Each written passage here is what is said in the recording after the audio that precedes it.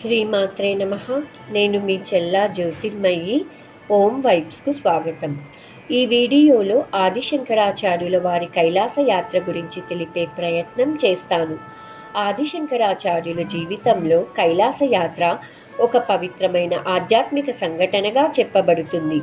భగవంతుని పరమతత్వాన్ని ప్రత్యక్షంగా అనుభవించాలి అనే తపనతో ఆదిశంకరాచార్యులు హిమాలయాలకు ప్రయాణించి కైలాస పర్వతం చేరుకున్నారని పరంపర కథనాలు తెలియజేస్తున్నాయి. కైలాస పర్వతం చేరుకుని ఆదిశంకరాచార్యులు ఘోర తపస్సు చేయగా శివపార్వతులు దివ్య దర్శనం ఇచ్చారు. పరమేశ్వరుడు శంకరాచార్యుల వారి తపస్సుకు సంతోషించి అద్వైత తత్వంలోని అంతర్ముఖ రహస్యాలను ఉపదేశించారు.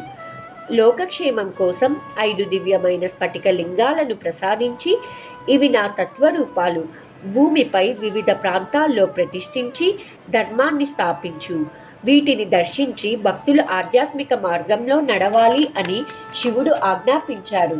స్ఫటికలింగం నిర్మలంగా పారదర్శకంగా ఉండి రూపరహిత పరబ్రహ్మ స్వరూపాన్ని సూచిస్తుంది. శివుడు చంద్రకళను ధరించి ఉండటంతో ఈ స్ఫటికలింగాలను చంద్రమౌళీశ్వర లింగాలుగా పిలుస్తారు. పరమేశ్వరుని ఆజ్ఞను స్వీకరించిన శంకరాచార్యులు కైలాసం నుండి తిరిగి వచ్చి భారతదేశంలోని వివిధ పవిత్ర క్షేత్రాల్లో వీటిని ప్రతిష్ఠించారు. మొదటగా భోగలింగాన్ని శృంగేరి శారదాపీఠంలో స్థాపించి సత్సంపన్నమైన ధార్మిక జీవనాన్ని బోధించారు. తరువాత యోగలింగాన్ని కాంచీపురంలో ప్రతిష్ఠించి ధ్యాన యోగ మార్గాన్ని తెలియజేశారు. వరలింగాన్ని పశుపతినాథ్ అనగా ఇప్పటి నేపాల్లో ప్రతిష్ఠించి దైవానుగ్రహాన్ని సూచించారు. ముక్తిలింగాన్ని కేదార్నాథ్ ఆలయం వద్ద ప్రతిష్ఠించి తపస్సు ద్వారా విముక్తి మార్గాన్ని చూపించారు. చివరగా ఆఖరి స్ఫటికలింగాన్ని చిదంబరం నటరాజు ఆలయంలో స్థాపించి మోక్ష మార్గాన్ని లోకానికి తెలియజేశారు. ఆదిశంకరాచార్యులు కేవలం ఆలయాల కోసం మాత్రమే కాకుండా మనిషి ఆధ్యాత్మిక జీవన ప్రయాణాన్ని తెలియజేసేలా ఈ స్ఫటికలింగాలను ప్రతిష్ఠించారు.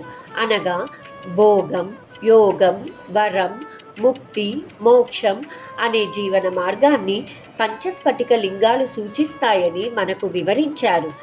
ఆదిశంకరాచార్యుల వారు ఈ లింగాలను ప్రతిష్ఠించి గురు పరంపరలో ప్రతిరోజు పూజించే విధానాన్ని ఏర్పరిచారు. ముఖ్యంగా శృంగేరి శారదాపీఠం వంటి ఆదిశంకర పీఠాలలో ఈ చంద్రమౌళీశ్వర లింగానికి నేటికీ ప్రత్యేక పూజలు జరుగుతున్నాయి. కైలాస యాత్రలో ఆదిశంకరాచార్యులు పార్వతీదేవిని దర్శించి పరమానందంలో మునిగిపోయారు. ఆయన భక్తిభావం చూసి ఆనందించిన పార్వతీదేవి మహారహస్యమైన దివ్య స్తోత్రాన్ని ఆదిశంకరాచార్యులకు అనుగ్రహించారు. ఈ స్తోత్రాన్ని సౌందర్యలహరిగా పిలుస్తారు. వీటి వివరాలు మరొక వీడియోలో తెలుసుకుందాం. ఇంతటితో ఆదిశంకరాచార్యుల వారి కైలాస యాత్రలోని పంచస్ఫటిక లింగాల విశేషాలు సంపూర్ణం. సర్వే జన సుఖినో భవంతు. మరొక వీడియోలో మరొక విషయం గురించి తెలిపే ప్రయత్నం చేస్తాను. అందరికీ శుభం జరగాలని కోరుకుంటూ మీ చెల్లా జ్యోతిర్మయి.